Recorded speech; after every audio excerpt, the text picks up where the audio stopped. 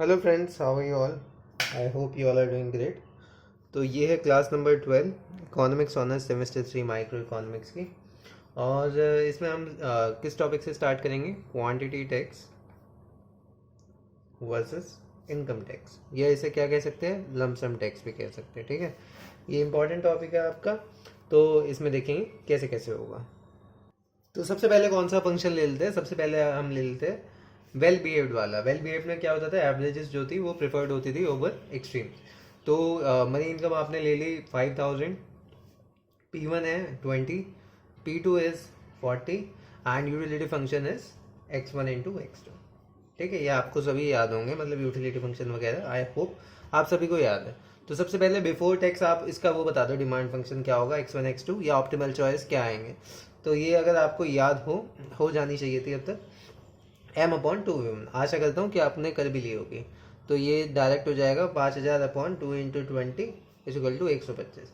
ऐसे ही आपका x2 कितना आ जाएगा, m/2 P2 5000/2 इंटू 40 80 8 से गया 8 5 62.5। ठीक है, तो ये हो गया 62.5। और यूटिलिटी क्या आएगी इन दोनों पॉइंट पे? यूटिलिटी आ जाएगी आपकी 125 इंटू 62.5। ठीक है, इसे सॉल्व नहीं कर रहा मैं। अब ये तो हो गया नॉर्मल, जब कोई टैक्स नहीं था, कुछ नहीं था। अब लगाएंगे हम क्वांटिटी टैक्स और देखेंगे, मतलब लमसम और क्वांटिटी को कंपेयर करेंगे कि क्या होता है। तो सबसे पहला क्या आ गया आपका, क्वांटिटी टैक्स। ठीक है, ये लगा देते हैं। क्या किस रेट पे लगाए? चलो 5 रुपये लगा देते हैं, एट द रेट ₹5 पर on x1 per unit on x1। तो x1 का अब क्या हो जाएगा, अगर आपको याद हो प्राइस जो है वो कितने से P1 प्लस टी हो जाता था।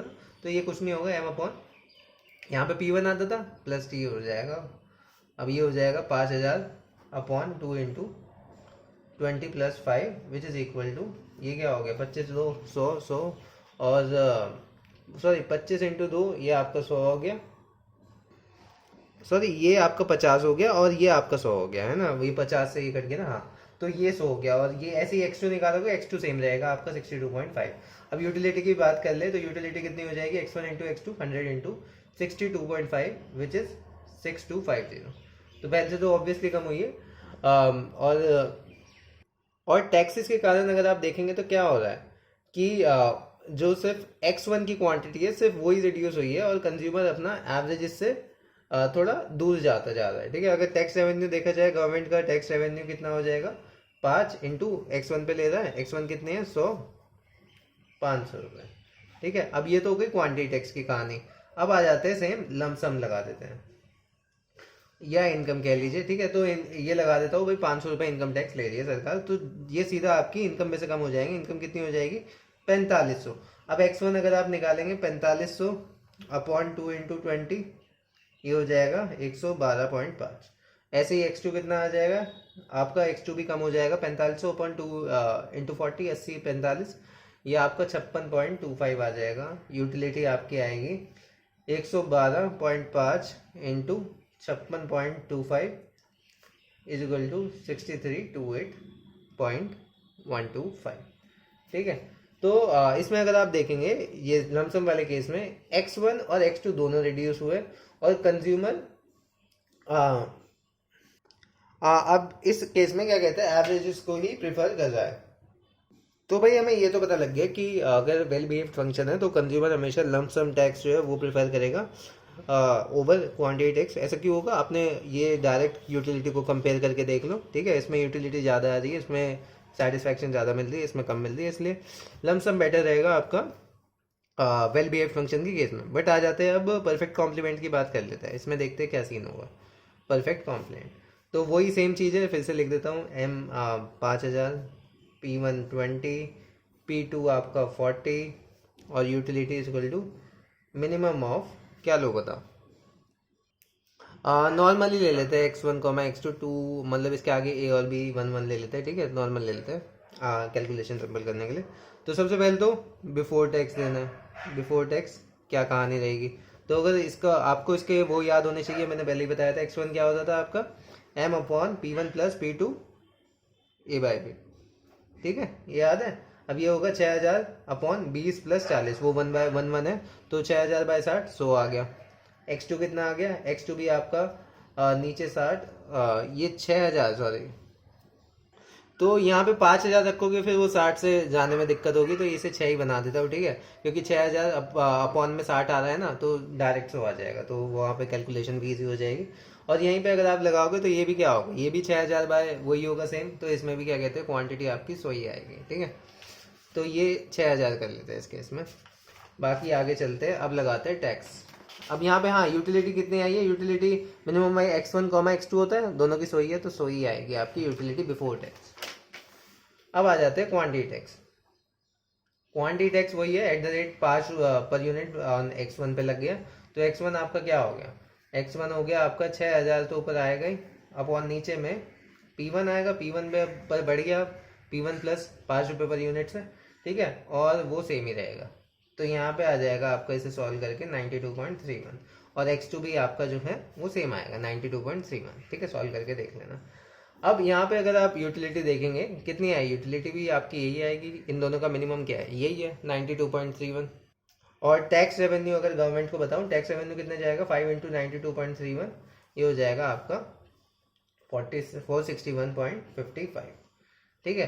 ये फिर आ जाते हैं आप लमसम टैक्स लगा देते हैं। अब फिर कंपेयर करेंगे ना यूटिलिटी किस में कम ज़्यादा हुई है, तो लमसम आपका वही जो इक्वल अमाउंट लेंगे कंपेयर तो तभी कर पाएंगे ना जब इक्वल अमाउंट से माइनस करेंगे, तो लमसम ये एक बारी में। अब पहले भी मैंने क्या करा था, इसका टैक्स रेवेन्यू जो आया था क्वांटिटी टैक्स से 500 आया था, वो मैंने 500 ही क्या कहते हैं इनकम में से घटा दिया, तभी तो सेम कंपैरिजन हो पाएगा। उसे टैक्स देना है, वो इस फॉर्म में 500 दे या इस फॉर्म में, सरकार के पास 500 रुपये जा रहे हैं, पर हमें ये देखना है कि कंज्यूमर कौन सा प्रेफर कर रहा है, ठीक है। तो इसलिए ये सेम अमाउंट डिक्रीज करिए, मैंने अपने उससे डिक्रीज नहीं करी थी कुछ भी।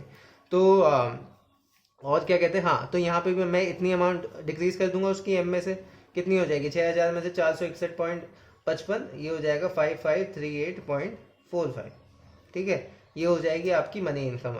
अब अगर आप x1 निकालोगे, x1 कितना निकलेगा, x1 काफ़ी मतलब अब डेसिमल में निकल जाएगा, मैं डायरेक्ट आपको आंसर बता रहा हूँ 92.31, और ये आपको निकालना है, खुद सॉल्व करोगे तो यही आएगा, और ये भी आएगा 92.31, और यूटिलिटी भी आपकी यही आने वाली है। तो इसका मतलब कि अगर वेल बिहेव प्रेफरेंस है तो कंज्यूमर जो है वो हमेशा लमसम टैक्स प्रेफर करेगा over quantity tax, and in case of perfect complement consumer दोनों में इनडिफरेंट होगा, क्योंकि यूटिलिटी आप देख सकते हैं दोनों केस में सेम आ रही है, तो वो इनडिफरेंट है कि उससे कोई क्वांटिटी टैक्स ले या लमसम टैक्स है, वो दोनों में इनडिफरेंट रहेगा। तो अगर इसे मैं वेल बिहेव्ड वाले को डायग्राम पे अगर आपको एक्सप्लेन करने की कोशिश करूँ, ये डायग्राम किस प्रकार से बनेगा, प्रेजेंटेशन में हमेशा डायग्राम बनाइए, आंसर में ना बहुत जल्दी जल्दी मार्क्स मिलते हैं, ठीक है। तो सबसे पहले इनिशियल बजट लाइन ले लेते हैं, आपका ये भी होगा इनिशियल बजट लाइन, ठीक है। इस पर IC1 आएगा जिसका वो फर्स्ट इक्विलिब्रियम आएगा बिफोर टैक्स वाला, ठीक है। बिफोर टैक्स में कौन सा आया था, ये x2 62.5 और x1 आपका 125 आया। तो कहीं भी ले लीजिए, ये मैंने ले लिया IC1, ये E1 हो गया, और ये आपका हो गया 62.5, और ये हो गया आपका कितना था 125, ठीक है। अब दूसरे केस में क्या हुआ, दूसरे केस में उसने क्वांटिटी टैक्स लगाया। क्वांटिटी टैक्स का अगर आपको पता हो तो बजट लाइन जो है स्विवेल पाइवट करती है, स्विवेल करती है, तो वो ऐसे अब x1 को कम खरीद सकता है, कम खरीद पाएगा, प्राइस बढ़ गया उसका, तो ये हो जाएगा आपकी स्विवेल हो जाएगी जो है बजट लाइन, ठीक है। ये हो गई आपका B डैश। अब यहाँ पे जो इक्विलिब्रियम आएगा, अगर आपने देखा हो जो आफ्टर टैक्स वाला था क्वांटिटी टैक्स, उसमें x2 की क्वांटिटी सेम रही थी और x1 की आपकी कम हो गई थी 100, तो ये इस पॉइंट पे आएगा, ठीक है, क्योंकि x2 की आपको सेम रखनी है, ठीक है। ये आपका E2 हो गया। अब यहाँ से अगर नीचे करते रहेंगे तो ये आ जाएगा 100, और ये सेम रहेगा, ठीक है। ये हो गया आपका IC2।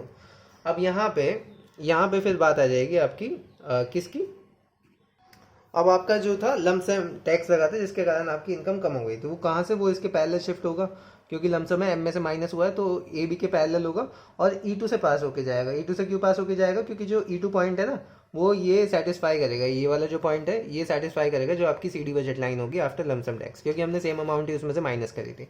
अब यहाँ पे अगर आप देखेंगे तो जो लमसम टैक्स आपने लगाया था वो यहाँ पे लगाया था, ठीक है, तो उसमें x1 की क्वांटिटी इन दोनों के बीच में आएगी यहाँ पे, और आपकी x2 की इससे थोड़ी सी कम हो जाएगी 56.5, तो ये कुछ इसके बीच में आ जाएगी, हाँ ऐसे आ जाएगी, और ये इंटरसेक्ट मत करा देना, ये नीचे ले जाना IC या हल्का सा ही ड्रॉ करना, तो ये IC2 हो गया, ये IC3 हो गया, और यहाँ पे आपका E3 आ जाएगा, ठीक है। यहाँ पे आप डाल सकते हो, ये आ गई आपकी 56.25 और ये हो गई आपकी 112.5। ठीक है, तो कुछ इस प्रकार से आप इसका डायग्राम भी बना सकते हैं। और ये IC3 IC2 से हाइयर है क्योंकि ये सेटिस्फैक्शन भी ज़्यादा दे रहा है, जैसे कि हमने पिछले केस में मैंने दिखाई दिया था यहाँ पे। ठीक है, इन दोनों को कंपेयर कर लिया था और मैंने बता दिया था। तो अगर मुझे वाइंड अप करना हो तो क्या कैसे वाइंड अप करेंगे, फिर से एक बार। क्वांट टैक्स क्या होता है, वो एक तरीके का इनडायरेक्ट टैक्स होता है जहाँ पे specific amount of tax impose होती है every unit of good consumed पे। ठीक है, ऑन द अदर एंड जो इनकम टैक्स होता है वो एक तरीके का डायरेक्ट टैक्स होता है जहाँ पे टैक्स जो है इनको इम्पोज होता है आपका इनकम पे। और अगर कंज्यूमर के वेलफेयर पॉइंट ऑफ व्यू से देखा जाए तो डायरेक्ट टैक्स जो है सुपीरियर होता है इनडायरेक्ट टैक्स में। इन केस ऑफ कौन सा केस होता है, डाउनवर्ड एंड कॉन्वेक्स स्लोपिंग वाले आईसी, या ये भी कह सकते हैं वेल बिहेव्ड कॉप डॉगलस या क्वाजाई लीनियर। ठीक है, इनके तीनों के ऐसे ही होते हैं क्योंकि जो कंज्यूमर की यूटिलिटी है वो ज़्यादा होती है, वो मिलती है इन केस ऑफ डायरेक्ट टैक्सेस। ठीक है, हमने देख ही लिया, मतलब जितना टैक्स है ना उतना ही माइनस करके लमसम में देख लिया, पर उसमें आपको यूटिलिटी ज़्यादा मिल रही थी। तो अब इसके बाद आपको कैसे समझाना है, इसके बाद ये है कि आपको वही समझाना है, ये तो न्यूमेरिकल के उससे समझाया। अगर क्वेश्चन आ रहा है तो फिर बजट लाइन बताना है, before tax P1 X1 plus P2 X2 equal to M। फिर डायरेक्ट टैक्स लेना है कि P1 plus T into X1 star plus P2 into X2 star equal to M। वहाँ पे क्या होगा, T क्या होगा आपका, T होगा amount of quantity tax on X1। In this case आपका जो गवर्नमेंट टैक्स का रेवेन्यू क्या हो जाएगा, T इंटू X1 स्टार, ये मतलब इक्विलिब्रियम क्वांटिटी का वो है, तो ये हो जाएगा। अब